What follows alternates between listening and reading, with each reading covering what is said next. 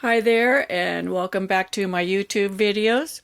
In this video I'm going to demonstrate how to move markers to compensate for a double decrease when working in the round, and also how to move stitches from one needle to the other when using two circular needles on a small diameter knitting. So we're going to start out by talking about this double decrease here. So this decrease takes 3 stitches and turns them into 1, and the one that's remaining you want to have centered over this column. So the 3, it's going to use this center stitch, it's going to use the stitch on this side, and it's going to use the stitch that's on this side, which in this chart is represented over here. When you're knitting in the round, it goes round and round, so this stitch is the stitch prior to this one. So since our marker is here, we have to actually take the marker off, move it over 1 stitch so that we can borrow this stitch to work into this decrease. When we're at the beginning of the round, and this is the point between the 2 needles, we actually have to move this stitch, which was the last one worked right here in row 19, needs to be worked to the beginning of row 20.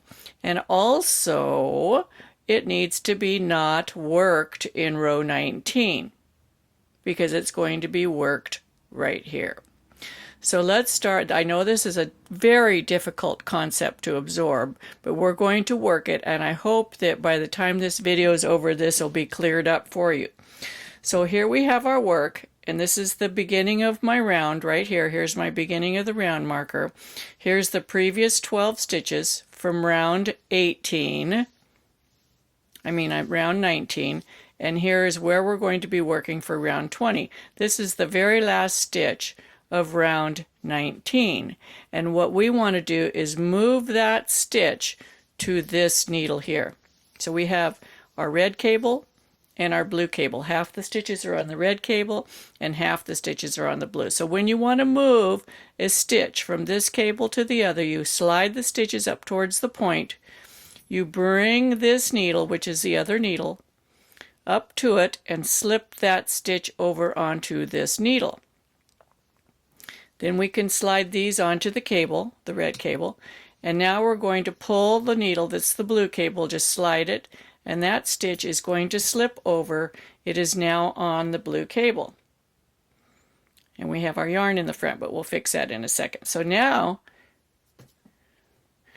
we want to unwork that stitch because remember we're going to use it as part of the first decrease. And that's when we can move the yarn to the back too.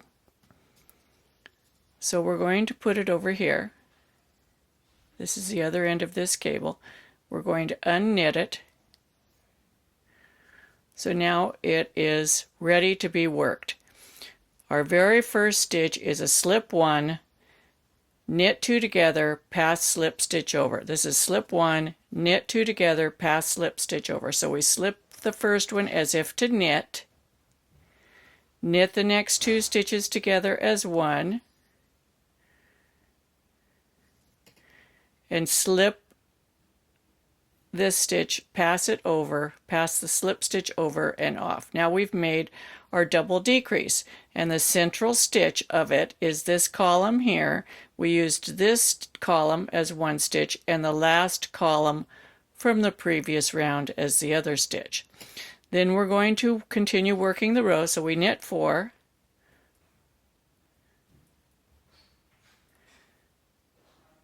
then yarn over, knit 1, yarn over, knit 4.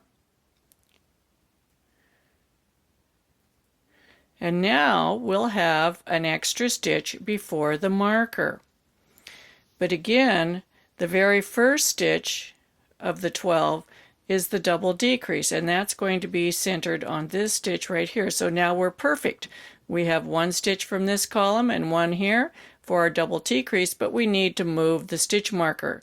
So we're just going to slip this stitch point to point off the needle, drop the marker, put the stitch back point to point,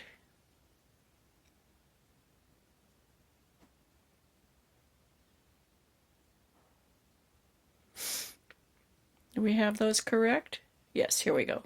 We just split point to point and put the stitch marker back on this needle. So now there are 12 stitches between the beginning, 2, 4, 6, 8, 10, 12, and we move the one stitch over so we can do our slip one. Now you know when you do a decrease and it says slip one, you always slip it as if to knit. That is one of the rules of knitting. When you're making a decrease and it says slip, you slip the stitch as if to knit.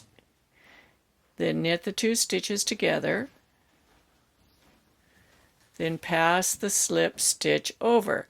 Now all other times when it says to slip a stitch, you slip point to point unless the directions tell you otherwise. So now we just borrowed one stitch from before the marker, we moved the marker, we made our double decrease. Let's do this again one more time. So we've got our decrease, we're going to knit 4, yarn over, knit 1, 1, 2, 3, 4, yarn over, knit 1, yarn over, 1, 2, 3, 4, and we have our one stitch there. That's perfect. It's absolutely perfect. So we take that stitch off, remove the stitch marker, slip the stitch straight back over, put the stitch marker back on, etc., etc., around the row. And I'm going to continue working around here. I'll be back in just a second and show you the very end there when we borrowed the first stitch, how it works out. Okay, here I am back towards, I've got my last set of 12 here. So I'm going to slip this stitch off, move the marker,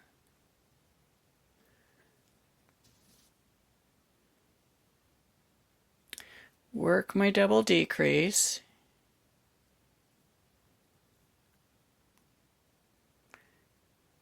knit 4,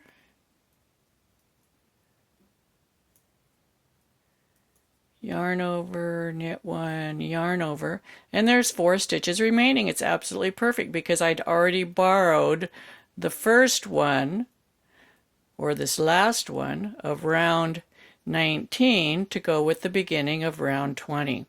Now the same thing applies if you have more than a double decrease. For example, later on in this same pattern, we take 5 stitches and turn it into 1.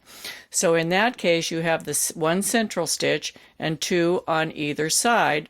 So at the beginning of the round, you have to borrow 2 from this needle, unknit them, and use them in the decrease, and then every time when you come to your marker, you'll have to move the marker 2 stitches over, and it will work out. In the end, everything will be just fine, and it'll look perfect. So there you go. This tutorial is called Lacework, a skill building tutorial by Suzanne Bryan. I cover 5 different types, shapes of lace shawls, and there's videos accompanying each one along with mini patterns that you can work. It's available on Ravelry, and I'll put a link down in the description. Also, I have a group on Ravelry called Knitting with Suzanne Bryan and a group on Facebook. I'll have links for those as well, and I would love it if you would join those. The highest compliment you can pay me is subscribing to my channel, sharing my videos, and hitting that thumbs up down there. So take care and happy knitting!